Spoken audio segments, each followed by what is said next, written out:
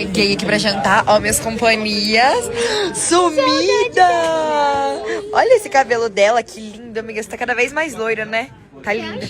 Eu acho. Pra casar. Ai, as meninas aqui. Gente, olha o salmão. Esse salmão tá bonito, né? Eu tô com uma fome, o cheirinho tá subindo. Vamos comer aqui um japa hoje. A Isabela nem come. Não, mas eu vim pela companhia. Oh, eu amo essa minha amiga. Tava nos Estados Unidos, não voltava mais, virou quase gringa. Amiga, você tá muito mais loira, olha Mas isso. eu tô achando também, eu acho que é por causa da luz, né? Não. Acho que não, porque senão ia estar loira também. Falando que o papo do jantar tá sendo casamento, né? Que a Bela tá chegando no casamento dela. Chegando. E as meninas já são casadas. E elas estão contando sobre o casamento. A Júlia sobre o pedido de namoro. E eu tô assim, entendi, galera. Vamos lá.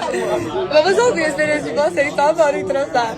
A Pereira não tá sabendo pedir, Mariana. Como você gostaria de um pedido só pra uma pesquisa interna aqui com a gente?